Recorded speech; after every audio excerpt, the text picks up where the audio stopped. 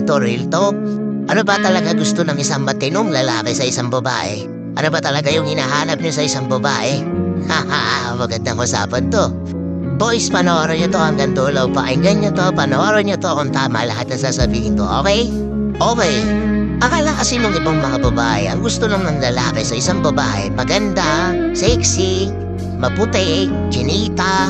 Akala nila ang gusto ng lalaki ay panlabas na anyo, dun lang tumitingin. Hindi ang matinong lalaki ang hahanapin sa babae yung may magandang personality. Yung babaeng sasamahan sila kahit na down na sila. Yung babaeng naandyan kahit wala ng taong sumusuporta sa kanila. Yung babaeng nandyan na pakikinggan lahat ng rants mo sa buhay. Yung babaeng aasikasuhin sila.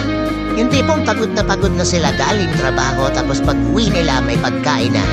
Pag-gising nila sa umaga bago pumasok sa trabaho yung uniforme nila nakaplansya na. Yung babaeng may pakialam sa kanila. May pakialam at sumusuporta sa mga pangarap nila. Yun ang hinahanap ng matinong lalaki. Yung babaeng hindi papabayaan yung magiging anak nila. Aasikasuhin? Eto pa nakakatawa dito Gusto ng mga matitinong lalaki yung babae na halos parang anak na rin sila ituring. Ang weird, no? Hindi pong papagalitan sila. Masungit yung babae. At aray, yung babaeng malakas ang kutob na magbibigay ng opinyon kapag napapansin nilang medyo padalos-dalos ka na sa desisyon. Yung babae nga asikasuhin at mamahalin sila. Susuportahan sila sa mga pangarap nila. Hindi sila kukontrahin. Totoo mga tol, diba? Kasi yung ganda lumilipas yan Kukulubot yan balang araw. Yung buhok niyan puputik. Yung itsura niyan nung bata siya, hindi yun mape-preserve kasi tatanda yan. Pansamantala lang ang manlabas na kaanyuan, tatanda din sa huli. Pero yung personality, yung ugali, yun ang hindi mawawala. At yun yung daladala habang buhay. Yun yung hindi mag-fade. Problema kasi sa atin mga tol, porket nakakita ka ng maganda, sexy, okay na sa'yo. Tapos katagalan, makukuha mong babae, tamad pala. Daming mas maayos na babae dyan, maraming babae dyan na masisipag, maraming babae dyan na maasikaso. Pero sa dinami-dami ng babae, mas pinili mo yung tamad. Tapos magre-reklamo at di na inaasikaso. Uuwi ka sa bahay, wala pang pagkain. Ikaw yung nagtatrabaho.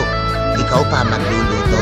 Kasi pustahan tayo dito sa comment section, napakaraming babae dito na sinayang.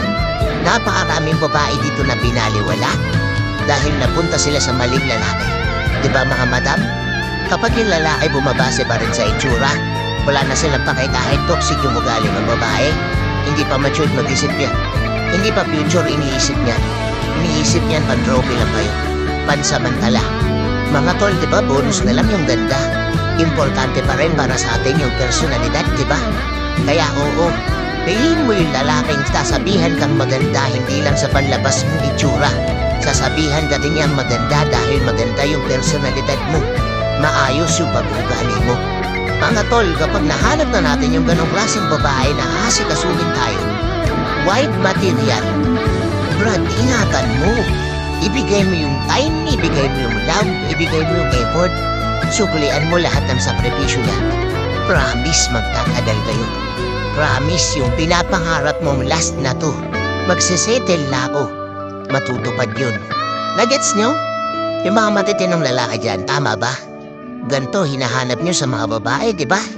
Hindi itsura. Hindi puro paganda lang pero wala naman talagang tira. Puro paganda lang pero pagdating sa anak nagkikitata. Napakaraming babaeng maayos at maasikaso. Oo, bonus na lang yung ganda. Nagets nyo? Thank you and peace out.